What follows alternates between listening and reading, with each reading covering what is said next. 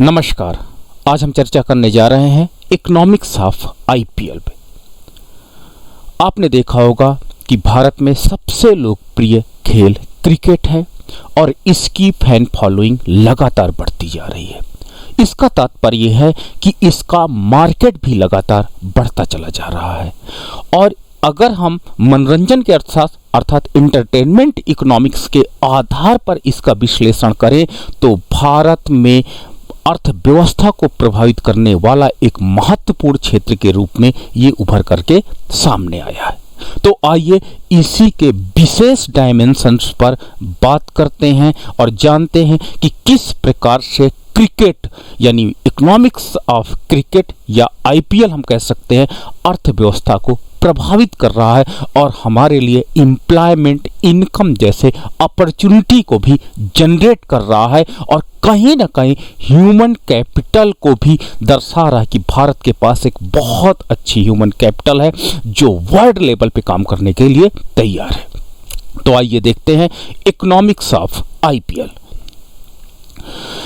Cricket सिर्फ एक खेल से बढ़ करके है क्योंकि भारत में इसे धर्म की तरह ट्रीट किया जाता है। एक ही प्लेटफॉर्म है जहां पर हम सब लोग एक हो जाते हैं, भारतीय हो जाते हैं, जिसकी बहुत बड़ी फैन फॉलोइंग है। और अंतर्राष्ट्रीय क्रिकेट परिषद जिसे आईसीसी द्वारा किए गए बाजार अनुसंधान के अनुसार क्रिकेट की वैश्विक स्तर पर 1 अरब से अधिक प्रशंसक है, जिनमें से भारतीय उपमहाद्वीप में ही 90% प्रशंसक आपके उपलब्ध है। भारत में यहां पर गलियों और सकरी पगडंडियों पर भी बच्चों को गली में क्रिकेट खेलते हुए देखने की उम्मीद की जा सकती है, जबकि बड़े लोग क्रिकेट अपडेट देखते या सुनते देखे जा सकते हैं। तो इस प्रकार लगातार क्रिकेट का बाजार बढ़ता चला जा रहा है और लोग एंटरटेनमेंट के अलावा इकोनॉमिक एक्टिविटी में भी क्रिकेट इन्वॉल्व अब हो चुका है। इतने बड़े और जोशीले दर्शक के साथ भारतीय क्रिकेट कंट्रोल बोर्ड ने घरेलू क्रिकेट लीग, जिसे आप आईपीएल कह सकते हैं, शुरू करके स्थिति को भुनाने का फैसला किया है। अर्थात जो आपके पास इतनी बड़ी फैन फॉलोइंग है, क्यों ना इसको इकोनॉमिक रूप में कन्वर्ट कर दिया जाए। और इसके कारण 2008 में इंडियन प्रीमियम लीग, ठीक है, आईपीएल का जन्म हुआ और इसकी स्थापना के कुछ वर्षों के भीतर यह बीसीसीआई का सबसे आकर्षक वार्षिक खेल का आयोजन वर्तमान में बन चुका है। अगर हम इसके वाइड इफेक्ट को देखें, माइक्रो इफेक्ट के देखते हैं, पूरी अर्थव्यवस्था को कैसे ये प्रभावित कर रहा, या माइक्रो लेवल पे इसकी स्टडी करें कि ये अर्थव्यवस्था में कैसे प्रभावित कर रहा, तो यानी हम इसका जब विश्लेषण मैक्रो लेवल पर यानी संपूर्ण अर्थव्यवस्था के आधार पर और माइक्रो लेवल पर इंडिविजुअल लेवल पर एनालिसिस करते हैं तो देखते हैं कि कैसे इकोनॉमी को ये प्रभावित कर रहा है। तो सबसे प्रमुख माइक्रो पहलू में भारत के सकल घरेलू उत्पाद के आकार में आईपीएल का योगदान है, जैसे कि केपीएमजी सर्वेक्षण द्वारा उजागर हुआ है। यह भी प्रकाश में आया है कि आईपीएल सीजन के दौरान यूनाइटेड किंगडम, दक्षिण अफ्रीका, ऑस्ट्रेलिया जैसे देशों से बड़ी संख्या में अंतर्राष्ट्रीय आगंतुक के साथ पर्यटन में उल्लेखनीय वृद्धि हुई है। जब हमारे देश में टूरिज्म, अगर हम क्रिकेट टूरिज्म की बात करते हैं तो ये कहीं ना कहीं हमारी इकोनॉमी के लिए एक नए प्रकार का जो डायमेंशन है, जो इकोनॉमी की जीडीपी को इंटरनेशनल आपके फैन फॉलोइंग या मार्केट के द्वारा बूस्ट कर रहा है। ये प्रशंसक आधार वाले क्रिकेट प्रेमी देश हैं। अगर मैक्रो स्तरीय आगे हम बात करते हैं तो आईपीएल सीजन के दौरान इन देशों के क्रिकेटर विभिन्न क्लबों के लिए खेलने के लिए भारत आते हैं। आपने देखा होगा आईपीएल में जो अंतर्राष्ट्रीय खिलाड़ी हैं वो आते हैं और खेलते हैं और इस प्रकार अपने प्रशंसक को अपने साथ भी लाते हैं। मान लीजिए ऑस्ट्रेलिया से कोई खिलाड़ी आता है तो उसके वर्ल्ड लेवल पे जितने प्रशंसक होंगे वो भी भारत में आएंगे और इकोनॉमी को किसी ना किसी प्रकार से बूस्ट करेंगे। अर्थात ये जो क्रिकेट टूरिज्म है, ये क्रिकेट टूरिज्म इकोनॉमी को एक नया बेस प्रदान करता चला जा रहा है और इससे अंतरराष्ट्रीय सौहार्दता अर्थात राजनीतिक संबंध भी हमारे प्रगाढ़ बनते चले जा रहे हैं। तो अगर मैं आईपीएल को कहूं कि ये राजनीतिक संबंध को सुधारने वाला, कूटनीतिक संबंध को सुधारने वाला, साथ ही साथ इकोनॉमी को बूस्ट करने वाला गेम है तो शायद बहुत बड़ी बात नहीं होगी, जिसके परिणाम स्वरूप भारत में खेल पर्यटन जिसको कहते हैं गेम टूरिज्म में वृद्धि होती है। और अध्ययन द्वारा उजागर किया गया है कि एक अन्य क्षेत्र स्टाफ सदस्यों की भारी मांग के कारण इन महीनों के दौरान रोजगार सृजन होता, क्योंकि ये जब खिलाड़ी जाते हैं तो इनके साथ एक स्टाफ होता है, एक लॉबी होती है, एक पूरा का पूरा मैनेजमेंट काम करता है और इनके रहने के लिए, इनके खाने के लिए, इनके प्रैक्टिस के लिए कहीं ना कहीं हमको रोजगार पे प्रभावित करता, हमारा रोजगार बढ़ता है और कहीं ना कहीं हमारे अदर सेक्टर्स भी बूम करते चले जाते हैं। अगर हम मैक्रो स्तरीय प्रभाव को अन्य तथ्यों पर भी विश्लेषण करें तो इसमें हर टीम के लिए मेडिकल टीम, क्लब विशिष्ट चीयर लीडर्स, कोच, स्टेडियम के कर्मचारी, सुरक्षा आदि की मांग शामिल है। संक्षेप में ये विभिन्न क्षेत्रों में बड़ी संख्या में रोजगार के अवसर जनरेट करते हैं, क्योंकि इनके पास एक पूरा मैनेजमेंट सिस्टम साथ में आता है और इनकी मल्टी डायमेंशनल डिमांड होती है और उसको फिलफिल कौन करती है? इंडियन मार्केट करती है, जिसके परिणाम स्वरूप इंडियन इकोनॉमी को बहुत ज्यादा बूस्ट मिलता है। हाँ, लेकिन कोविड-19 के दौरान एक प्रॉब्लम जनरेट हुई। आईपीएल भारत में संचालित होने में थोड़ा सा असक्षम महसूस करने लगा। अगर आईपीएल का गेम भारतीय अर्थव्यवस्था के परिवेश में होता है तो ये भारतीय अर्थव्यवस्था को बूस्ट प्रदान करेगा, लेकिन अगर यही आईपीएल मैच अंतरराष्ट्रीय देशों में संचालित किए जाएंगे तो उनकी इकोनॉमी को बूस्ट प्रदान होगा और हमारे यहाँ से जो मनी है वो फ्लो कर जाएगी इंटरनेशनल लेवल पे। तो हमको चाहिए कि आईपीएल का जितने आईपीएल के मैच है वो भारतीय शहरों में ही संचालित किया जाए ताकि इंटरनेशनल मनी का इनफ्लो किया जाए, और जब इंटरनेशनल मनी का इनफ्लो होगा तो उससे इकोनॉमी को काफी अधिक बूस्ट प्रदान होगा। इसी अध्ययन का एक अन्य महत्वपूर्ण आकर्षण मीडिया एक्सपोजर के कारण टायर 2 शहरों का उत्थान था, क्योंकि जिन शहरों में अब आईपीएल का आयोजन होता है वहां पर एक जिम्मेदारी, नैतिक जिम्मेदारी बन रही है कि उन शहरों पे जो हमारे पास क्वालिटी है उसको इंप्रूव किया जाए, वहां का इंफ्रास्ट्रक्चर डेवलप किया जाए, वहां पे ड्रिंकिंग वाटर, वहां पे सैनिटाइजेशन, इस प्रकार सारे डायमेंशन से वो सिटी काफी अधिक क्या होती है? उत्थान करती चली जाती है और इससे हमारा बेसिक इंफ्रास्ट्रक्चर और मजबूत होता चला जाता है। आईपीएल क्रिकेट मैच पूरे भारत में खेले जाते हैं, इसलिए वे बड़े व्यापक मीडिया कवरेज लाते हैं। टायर 2 शहर आईपीएल के मीडिया एक्सपोजर से शहर के बुनियादी ढांचे और विकास लाभों में अधिक निवेश कर रहे हैं, पर्यटन से संबंधित गतिविधियों में वृद्धि देख रहे हैं जो शहर के लिए अधिक राजस्व उत्पन्न कर रहे हैं। इसके अलावा जब आईपीएल ने बीसीसीआई के राजस्व में वृद्धि की, क्योंकि आईपीएल के दौरान काफी ज्यादा इनकी बीसीसीआई की आय बढ़ी और इसके परिणाम स्वरूप अधिक कर योगदान भी हुआ और इससे इंडियन इकोनॉमी को फायदा यह हुआ कि हमको टैक्स रेवेन्यू काफी ज्यादा मिली, जिससे अर्थ है कि उच्च सरकारी राजस्व। और बीसीसीआई ने वित्त वर्ष 2007-8 से टैक्स के रूप में लगभग 3,500 करोड़ रुपए का भुगतान किया, जो इकोनॉमी को काफी अच्छा रेवेन्यू सोर्स प्राप्त हुआ था। आईपीएल तक बीसीसीआई ने करों का भुगतान नहीं किया क्योंकि इससे एक धर्मार्थ संगठन माना जाता था। ठीक है, तो आपका ये देख सकते हैं कि जो बीसीसीआई है वो आईपीएल के बाद अब भारत को टैक्स रेवेन्यू में काफी अच्छा उछाल प्राप्त हुआ है। हालांकि आईपीएल के शुरू होने के बाद आयकर विभाग ने आईपीएल को एक व्यावसायिक गतिविधियां घोषित कर दी थी। उसके पहले एक धार्मिक संगठन टाइप में था, इसलिए बीसीसीआई पे ज्यादा टैक्स लायबिलिटीज नहीं बनती थी। लेकिन जब से आईपीएल प्रारंभ हुआ है, ये हमारे पास इकोनॉमिक एक्टिविटी हो गई है, अनाउंस हो गई है, जिसके परिणाम स्वरूप अब ये टैक्स के दायरे में आ गया है। और तब से बीसीसीआई पर सालाना 350 करोड़ रुपए का कर लगाया गया है। अगर हम माइक्रो स्तर पे इसके देखते हैं कि क्या इंपैक्ट इकोनॉमी में पड़ता है, तो यह देखना दिलचस्प है कि आईपीएल कैसे बीसीसीआई के लिए राजस्व प्रदान करता है। क्या वास्तव में आईपीएल का इतना अधिक आकर्षक बनाता है? आईपीएल के प्रायोजन, स्पॉन्सर, टिकट बिक्री, विज्ञापन और प्रसारण अधिकारी के माध्यम से बहुत अधिक राजस्व उत्पन्न करता है।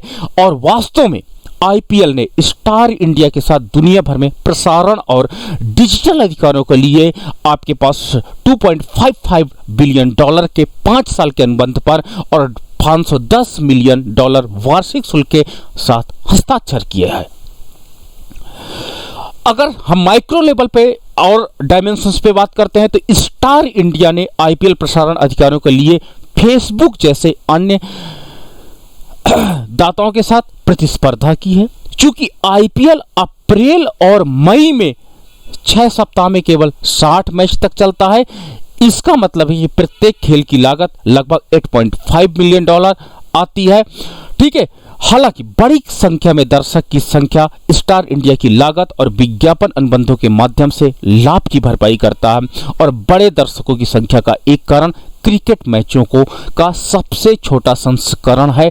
मतलब क्या है कि अगर हम देखते हैं इंटरटेनमेंट इकोनॉमिक्स के अंतर्गत, ये देखते हैं कि अब लोगों के पास इतना समय नहीं होता है कि वो वनडे मैच या टेस्ट मैच को दिन भर बैठ करके देखें। वो अल्पकालिक मनोरंजन से खुश रहना पसंद करते हैं। और अल्पकालिक जब मनोरंजन की बात करते हैं, तो शायद ये 3 घंटे का आईपीएल उनके लिए बेस्ट होता है, उनका कहीं ना कहीं रिलैक्स प्रदान करता है। इसलिए लोगों का अल्पकालीन मनोरंजन तरफ झुकाव बढ़ा है। और अल्पकालीन मनोरंजन की तरफ झुकाव बढ़ने से क्या होता है कि आईपीएल की लगातार रेवेन्यू बूस्ट होती चली जा रही है। ये मैच आम तौर पर 3 घंटे चलते हैं, जो और लोग इस प्रकार के मैचों को देखने में काफी सहज होते हैं। उनको लगता है कि चलिए 3 घंटे एक मूवी की तरह हम लोग देख करके आ जाएंगे और एक एंजॉयमेंट हो जाएगा। इस प्रकार आईपीएल बहुत ज्यादा पॉपुलर हो गया है भारत में, क्योंकि ये खेल के अन्य संस्करण जैसे टेस्ट और एक दिवसीय मैचों के विपरीत बहुत जल्दी कार्रवाई में जाम हो जाता, अर्थात अपना रिजल्ट प्रदान कर देता है। भारतीय खेल राजस्व का बड़ा हिस्सा प्रसारण प्रायोजन से आता है, जिससे क्रमशः 65% और 30% का योगदान होता है। ठीक है, अन्य बाजारों के विपरीत टिकटिंग राजस्व से केवल 5% ही है। मतलब टिकट से बहुत ज्यादा रेवेन्यू नहीं होती है। इसमें क्या होता है, प्रसारण और प्रायोजन से ही 65% और 30% रेवेन्यू प्राप्त होती है। टिकटों के राजस्व में इस 5% का बहुत महत्वपूर्ण अनुपात आईपीएल मैचों के लिए टिकटों की बिक्री के माध्यम से उत्पन्न होता है। तो इन्हें टिकट बिक्री से ज्यादा रेवेन्यू नहीं होती, लेकिन 5% के आसपास रेवेन्यू टिकट बिक्री से इन्हें प्राप्त हो जाती है। अगर हम 2019 में क्रिकेट के लिए 1.9 बिलियन अमेरिकन डॉलर के राजस्व से लगभग 72% प्रसारण से आया था, तो आपने देखा होगा कि जो प्रसारण है बहुत ज्यादा रेवेन्यू जनरेट करके देता है और आयोजन से प्रयोजन से 20% का योगदान हुआ। तो हम देख रहे हैं कि जो प्रसारण है उसने काफी ज्यादा इसमें शेयर अपने ले लिए हैं, अर्थात शेयर काफी ज्यादा है राजस्व का, जो आईपीएल को रेवेन्यू दे रहा है। और मैच के दिन टिकटिंग आतिथ्य से लगभग 8% ही आ रहा है, जो पहले के अनुपात से बढ़ा है। 2019 में क्रिकेट राजस्व का 1/3 इंडियन प्रीमियम लीग से था। अब देखिए, दैट इज वेरी इंपॉर्टेंट, यानी जो क्रिकेट राजस्व यानी बीसीसीआई जितने फॉर्मेट पे क्रिकेट कराती है, आपका टेस्ट मैच है, आपका वनडे मैच है, आपका आईपीएल मैच है, तो आईपीएल क्या करता है, 1/3 रेवेन्यू जनरेट करके देता है अन्य की अपेक्षा। और 2019 में क्रिकेट विश्व कप वर्ष होने के बावजूद आईपीएल राजस्व विश्व कप की तुलना में 30% अधिक होने का अनुमान लगाया गया था। CWUC के टिकट राजस्व को शामिल नहीं किया गया क्योंकि वो मेजबान द्वारा बनाए रखा गया है। IPL 2020 का राजस्व 2020 में ICC WT20 राजस्व की तुलना में 70% अधिक होने का अनुमान लगाया गया था। इन दोनों घटनाओं के बारे में वर्तमान में अनिश्चितता के साथ ये काल्पनिक परिदृश्य बना हुआ है कि क्रिकेट विश्व कप और IPL दोनों के रद्द होने से, क्योंकि कोविड-19 के कारण इसे रद्द किया गया, कई खिलाड़ी हमारे संक्रमित पाए गए और बाद में इसमें अनसर्टेनिटी के बादल लग गए और कहीं ना कहीं इसमें IPL को स्पॉन्सर्स को नुकसान होने की बात की जा रही थी, लेकिन इसे बाद में विश्व की धरती पे कराया गया और ये हम लोग जो नुकसान उठा रहे थे इस नुकसान से बच गए। तो क्रिकेट अर्थशास्त्र पर गंभीर असर पड़ेगा और किसी भी देश के IPL द्वारा सीजन की मेजबानी नहीं करने से राजस्व का नुकसान होगा। 2020 में क्रिकेट राजस्व से 1.9 बिलियन अमेरिकन डॉलर होने का अनुमान है, जो इस गर्मी से शुरू होने वाले ECB के नए सौदे चक्र और ICC WT20 और एशिया कप द्वारा संचालित है। मार्च की शुरुआत से क्रिकेट ठप है क्योंकि कोविड-19 है और ये स्पष्ट नहीं कि खेल कब से शुरू होगा। वैसे तो इस खेल को हमने विश्व की धरती में करवाया है और ECB ने कहा कि अगर इस गर्मी में क्रिकेट नहीं होता तो उसे 30 करोड़ अमेरिकी डॉलर से अधिक का नुकसान होगा। तो कहीं ना कहीं ये नुकसान आपका अगर मैच नहीं होता है तो काफी एक बड़ा नुकसान होने की प्रवृत्ति दिखाई पड़ रही है और खेल की दुनिया इस तरह पर कैसे प्रतिक्रिया करती है ये काफी हद तक निर्धारित करेगा कि प्रभाव को कैसे कम किया जा सकता है। पिछले कुछ महीनों ने दुनिया को सोचने, व्यवहार करने और कई नए तरीके दिखाए हैं और इसमें से कितना मुख्यधारा में लाया जा सकता है ये देखा जाना बाकी है। व्यापार सुविधा समर्थन सुरक्षित के आधार पर ये कैसा है और ये कैसे उभरेगी। इसके अलावा दर्शकों का एक बड़ा हिस्सा उच्च प्रायोजक आय वाले मध्यम वर्ग की श्रेणी में आता है, ठीक है। और इसके अलावा आपने देखा होगा कि IPL के दौरान थोड़ा सा बैट एक्टिविटी भी इसमें स्पॉन्सर हुई, लेकिन वो कहीं ना कहीं इकोनॉमी को बूस्ट प्रदान कर रही थी, हाई टैक्स रेवेन्यू प्रदान कर रही थी शराब पीने के कानूनी उम्र को, जो बहुत महत्वपूर्ण है क्योंकि कई प्रायोजक रिस्क से जुड़े रहते हैं। IPL के दौरान प्रसारित होने वाले BR विज्ञापन का भारी भार और IPL टीम अपने प्रायोजक और अपने किट और अपने परिधान माल बिक्री के माध्यम से राजस्व अर्जित करते हैं। वे स्टेडियम में स्थापित स्टॉलों, BCCI द्वारा टीमों को भुगतान किए जाने वाले राजस्व शेयरों के माध्यम से राजस्व कमाते हैं। बेशक एक टीम में सबसे बड़ा राजस्व कमा सकती है वो है पुरस्कार राशि। आपने देखा होगा एक बहुत बड़ा पुरस्कार मिलता, लेकिन ये केवल जीतने वाली टीम के लिए होता, हारने वाली के लिए मिलता, लेकिन वो लगभग 50% कम होता है। चूंकि IPL प्रायोजन के माध्यम से इतना अधिक कमाता है, इसलिए क्रिकेटरों को खरीदने के लिए अधिक आय उपलब्ध है। नीलामी के दौरान उन्हें कितने में खरीदा जाता है इसके आधार पर क्रिकेटर अपना राजस्व अर्जित करते थे। यानी जो हम इंडिविजुअल बात करते हैं तो क्रिकेटर्स को उस पर बोली लगाई जाती है और बोली से वो काफी ज्यादा रेवेन्यू अर्न करते हैं। एक खिलाड़ी यहाँ जो पैसा कमा सकता है वो कई बार राष्ट्रीय टीमों के लिए खेलने वाले खिलाड़ियों की कमाई से अधिक हो सकता है। यानी आपका जो IPL के जो खिलाड़ी हैं इनकी रेवेन्यू, इनकी इनकम बहुत ज्यादा होती है नेशनल लेवल के प्लेयर से। कुल मिलाकर IPL का भारतीय अर्थव्यवस्था पर अगर हम प्रभाव देखते हैं तो ये मैदान पर खिलाड़ी तक, ठीक है, आपके पास द्वारपाल से लेकर के जो उसके चौकीदार है और मैदान पर खिलाड़ी तक कई रोजगार के अवसर पैदा कर रहा है और भारत का सबसे बड़ा खेल आयोजन के रूप में ये उभर रहा है।